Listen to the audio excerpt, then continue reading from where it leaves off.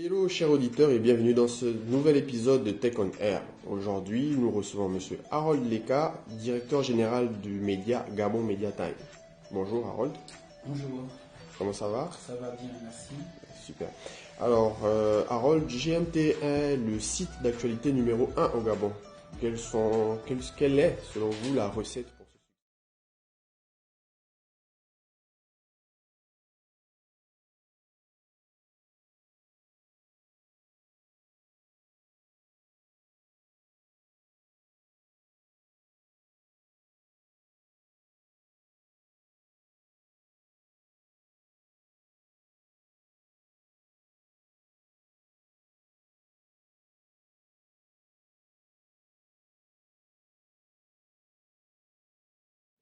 Collaborateurs qui étaient passionnés, qui ont compris quelle était ma vision et qui se sont sacrifiés pour qu'on arrive où on en est aujourd'hui.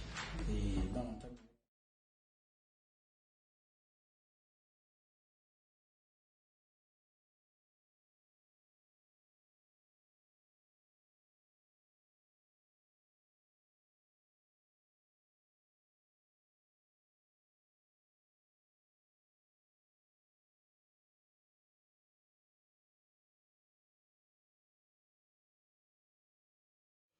On remarque que dans votre secteur d'activité, Gabon Media Time est parmi les rares médias locaux à avoir une présence optimale sur les réseaux sociaux. Est-ce que vous considérez les réseaux sociaux comme un simple outil de diffusion ou un outil indispensable pour la visibilité de votre média? euh, dès la création du Gabon Media Time, on a flairé les réseaux sociaux comme les plateformes à travers lesquelles on devait ramener le public vers Gabon Media Time. D'abord, Facebook, qui aujourd'hui nous ramène par jour plus de 20 000 personnes.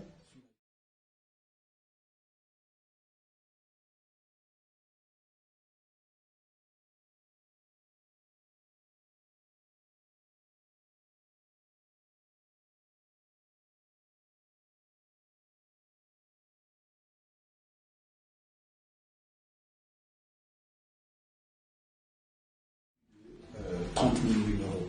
Donc les réseaux sociaux aujourd'hui occupent une place fondamentale dans le quotidien des Gabonais. Et parce qu'on en est conscient, on a décidé, donc partout les Gabonais sont connectés sur les réseaux sociaux sur lesquels ils vont normalement partager leur vécu avec leurs amis, leurs proches, leurs familles. On trouve aussi de l'actualité et on a réussi aujourd'hui à créer une communauté. Et grâce à cette communauté, on arrive à avoir des chiffres qui sont plutôt corrects pour un pays comme le Gabon qui ne compte que 750 000 internautes. Oui, effectivement. Pensez-vous que les réseaux sociaux, de manière générale, facilitent la consommation de l'actualité? Parce que de plus en plus de personnes vont sur Internet pour avoir des infos dans des sites spécialisés.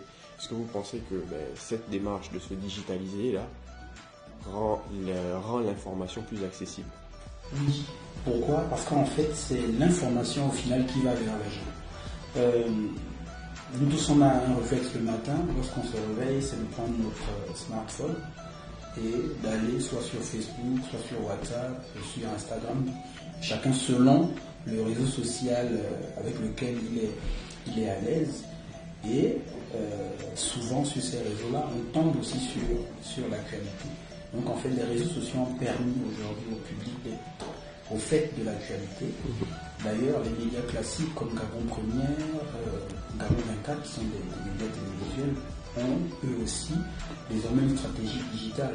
Aujourd'hui, on a le journal Le 20h qui passe en direct sur la page de Gabon Première. C'est une innovation. Il y a quelques années encore, en 2016, en 2017, Gabon Media Time était un des rares médias à faire des directs, des conférences de presse, sur Facebook, et les gens ont commencé à intégrer ce système, et aujourd'hui quasiment tous les médias de la place le font. C'est une bonne chose. Effectivement. Comment votre média a-t-il vécu la crise sanitaire? Quels ont été les changements dans votre quotidien en tant qu'entreprise, dans le secteur indispensable comme les médias? Quand le coronavirus arrive au Gabon, moi le premier cas est détecté le 12 mars dernier. Ce qu'on a fait au départ, vu que personne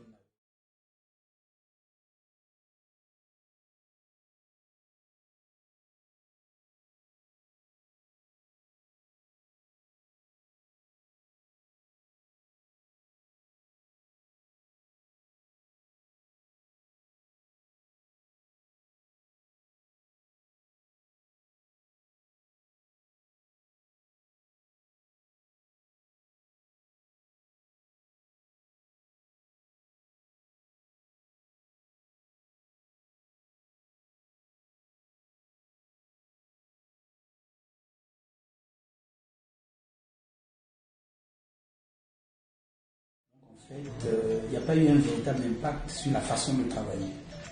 Mais il y a bien entendu un impact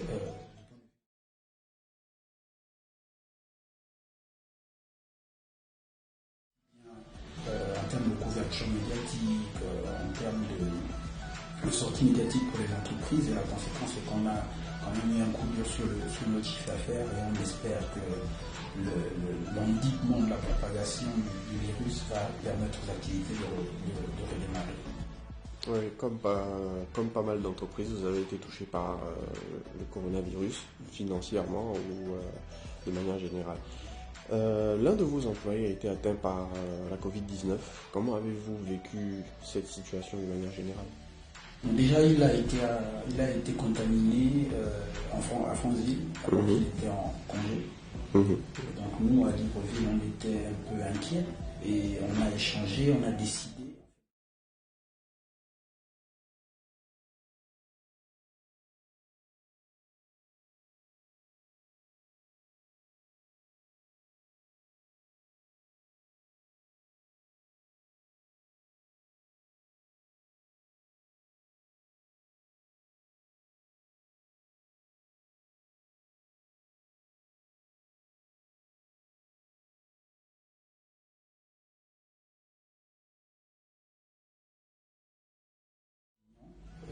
Que le coronavirus est bien là et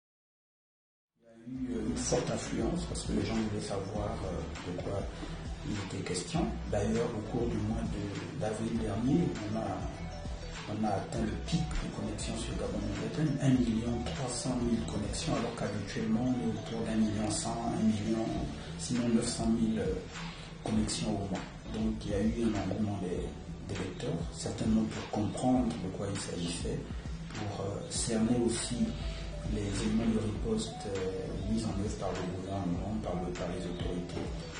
C'est donc normal, quand il y a un événement nouveau, que les gens cherchent à savoir ce qu'il y a et les médias que nous sommes, essayant d'apporter vers l'opinion tous les éléments que nous fournissent les différents leaders d'opinion. Effectivement, votre média est l'un, si ce n'est le média où les internautes vont quand ils cherchent l'information, du moins c'est la première information.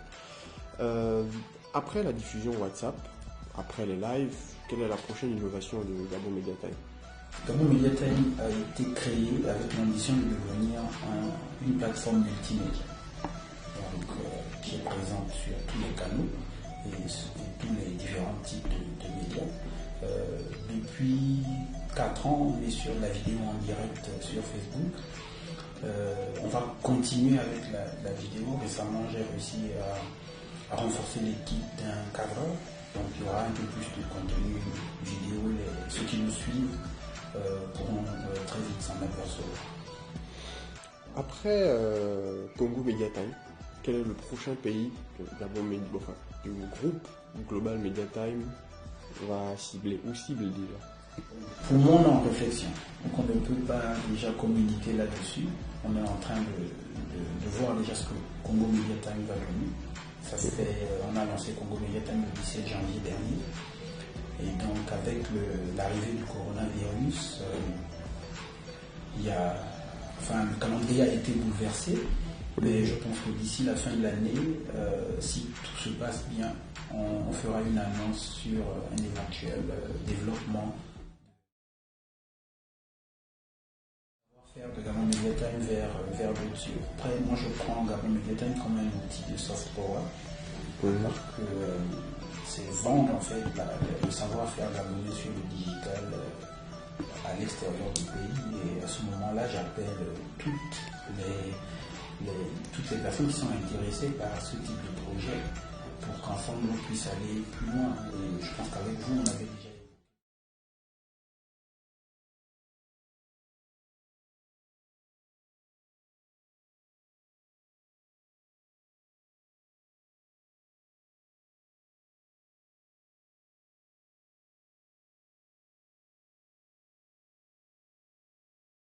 accompagné à ce niveau.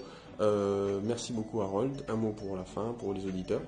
Ce que je peux dire, c'est qu'en fait aujourd'hui, l'Internet nous offre pas mal d'opportunités et beaucoup malheureusement se contentent de partager des photos, de travailler à longueur de journée d'une façon triviale, Malheureusement. ou de créer des comptes fake pour injurier.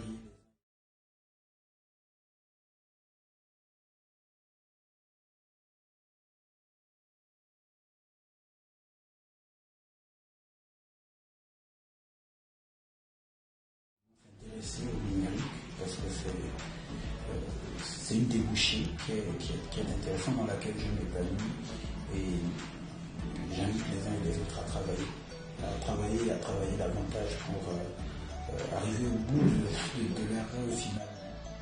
D'accord. Merci beaucoup Harold d'avoir été avec nous aujourd'hui. Cet épisode de Tech on Air est terminé pour aujourd'hui. On n'oublie pas les gestes barrières parce que le coronavirus malheureusement cible tout le monde, petits comme les grands, toutes les nationalités. Donc merci beaucoup et on se dit au prochain épisode de Tech on Air.